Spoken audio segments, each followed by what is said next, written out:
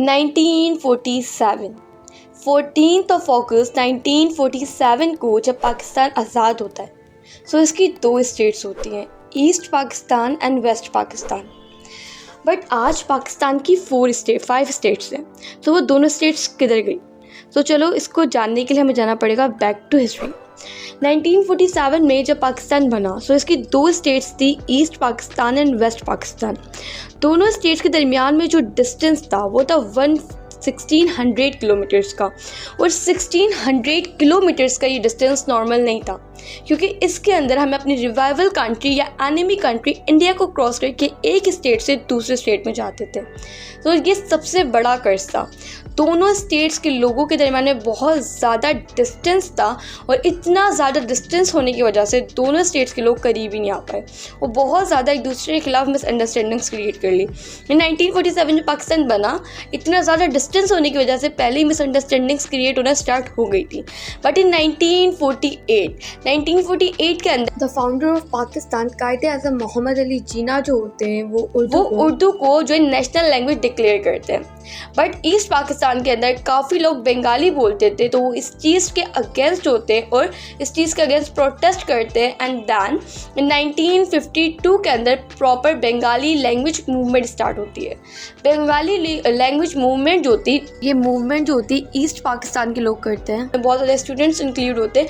वो कहते हैं कि भाई बंगाली को भी as a national language accept किया जाए। और इस मूवमेंट के दौरान जो पुलिस होती है वो ओपन फायर करती है लोगों के ऊपर ढाका के अंदर, एंड इस वजह से बहुत से स्टूडेंट्स मारे जाते हैं। एंड ये मूवमेंट जो होती है बंगालियों की पहचान बनती है, ईस्ट पाकिस्तान के बंगालियों की पहचान बनती है for Pakistan. And then in 1956 के अंदर फर्दर उर्दू और बंगाली दोनों को, जब हमारा कॉन्स्टिट्यूशन बनता है उसके अंदर उर्दू और बंगाली दोनों को नेशनल लैंग्वेज एक्सेप्ट कर लिया जाता है। बट अब यहाँ से बात इतनी नहीं थी कि नेशनल लैंग्वेज एक्सेप्ट कर लिया गया। अब 1954 टू 1969 का जो पीरियड था, इसके अंदर दोनों स्टेट्स के अंदर बहुत ज़्यादा मिसअंडरस्टैंडिंग्स क्रिएट हो चुकी थी। लोग एक दूसरे के बहुत खिलाफ हो चुके थे, बिकॉज 1969 जो 1954 का टाइम था, इस टाइम के अंदर लोगों के अंदर बहुत ज़्यादा मिसअंडरस्टैंडिंग क्रिएट हो चुकी थी दोनों स्टेट्स के लोगों के दरमियान में।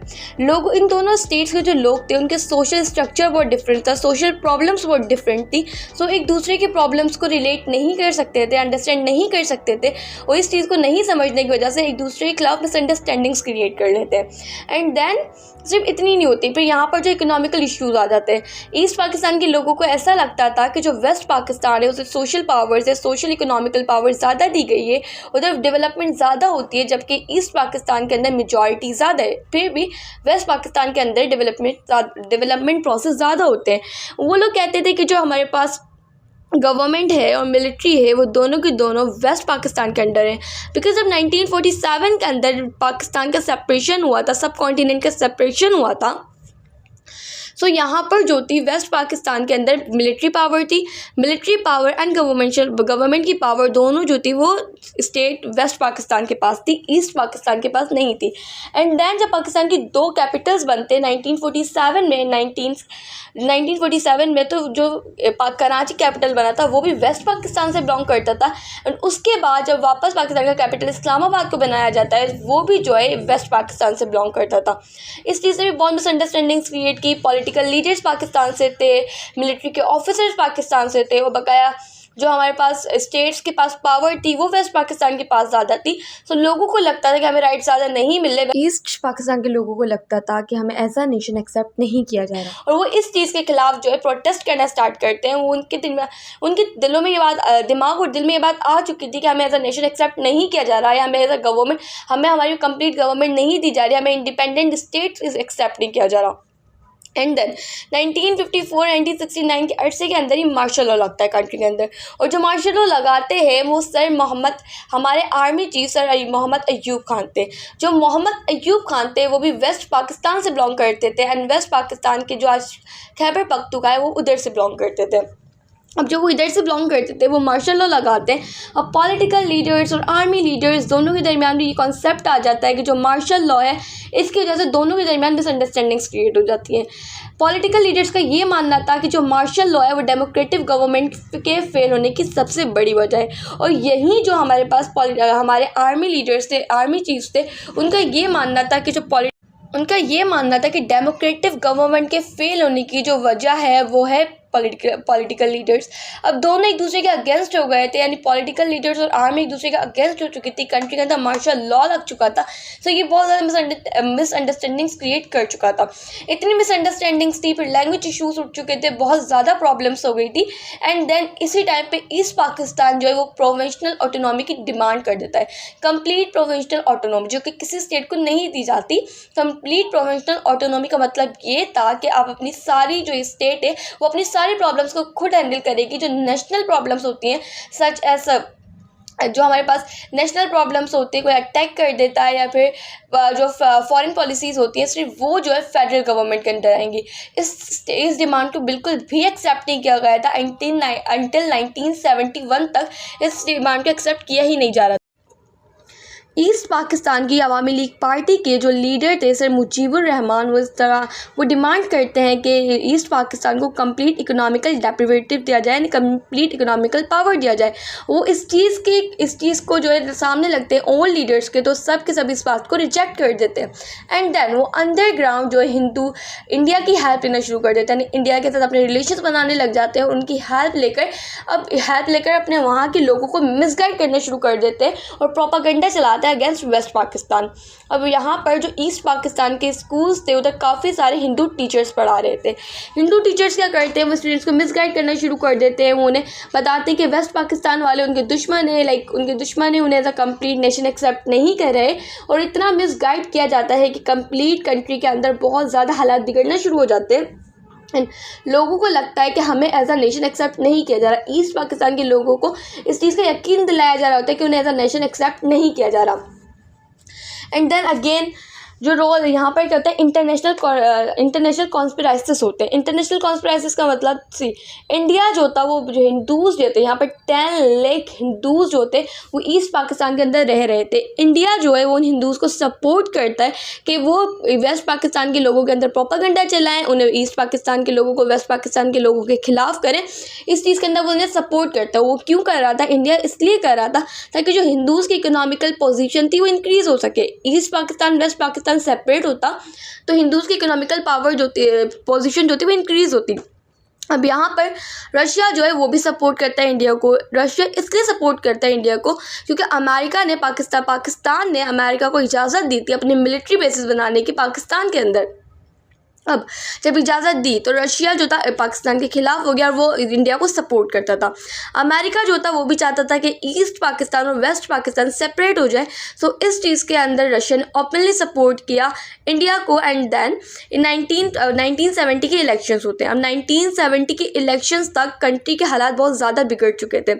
यहाँ क्या हुआ था, 1955 के अंदर कंट्री के अंदर 1 यूनिट स्कीम पास हुई थी। 1 यूनिट स्कीम का मतलब ये था कि जब 1947 के अंदर पाकिस्तान बना था तो ईस्ट पाकिस्तान एक स्टेट थी, बट वेस्ट पाकिस्तान में 4 स्टेट्स थी, सिंध, पंजाब, बलूचिस्तान और खैबर पख्तूनख्वा। इन सबको 1950 के अंदर एक स्टेट में कन्वर्ट कर दिया गया ताकि ईस्ट पाकिस्तान और वेस्ट पाकिस्तान इक्वल हो जाए। बट 1970 के इलेक्शंस के दौरान क्या होता है, जो ये हमारी 1 यूनिट स्कीम बनाई गई थी इसे कैंसिल करके वंस अगेन वेस्ट पाकिस्तान को 4 प्रोविंसेस में डिवाइड कर दिया जाता है। बट बहुत से लोगों को ऐसा लगता था कि इसका इलेक्शंस पे फ़र्क पड़ता। इलेक्शंस पे इस चीज़ का कुछ भी फ़र्क नहीं पड़ना था क्योंकि 1970 का पहली दफ़ा ऐसा इलेक्शन हो रहा था कि 1 पर्सन 1 वोट वाला इलेक्शन था, यानी एक बंदा एक बंदे को वोट देगा और जिसके पास मेजॉरिटी ऑफ वोट्स होंगे उसके अंडर गवर्नमेंट चली जाएगी। अब 1970 के इलेक्शन में कंट्री ईस्ट पाकिस्तान में हालात बहुत एक्सट्रीम लेवल पे बिगड़ चुके थे। लोग जो थे वो वेस्ट पाकिस्तान के बहुत ज़्यादा खिलाफ हो चुके थे और इसी दौरान अवामी लीग जो थी वो 167 सीट से जीतती है। 169 में से 167 सीट से जीत जाती है और उसकी जो स्टेट में वेस्ट पाकिस्तान की पार्टी थी पीपल्स पार्टी PPP, जो PPP होती है वो 81 सीट से जीतती है। यहाँ सीट्स जो थी मेजॉरिटी मुजीबुर रहमान के पास थी, तो डिमांड करते फेडरल गवर्नमेंट को अपने अंडर लेने की। अब उनकी इस डिमांड को एक्सेप्ट नहीं किया जाता। क्यों एक्सेप्ट नहीं किया जाता? कि बकाया पॉलिटिकल लीडर्स जो इस चीज़ पे एग्री नहीं हो पाते कि जो कंप्लीट पावर्स वेस्ट पाकिस्तान के पास थे वो ईस्ट पाकिस्तान को किस तरह से दे दे। इस चीज़ पे कोई एग्री नहीं हो पाता। पीपल्स पार्टी और शेख अवामी लीग थी और मिलिट्री के ऑफिसर्स थे, वो इस चीज़ पे एग्री नहीं हो पाते कि भाई स्टेट्स को उस चीज़ के ऊपर दिया जाए। और यहाँ क्या होता है, ये इस चीज़ को पॉलिटिकल सॉल्यूशन निकालने के बजाय जो आर्मी होती है वो खुद इसके बीच में आ जाती है।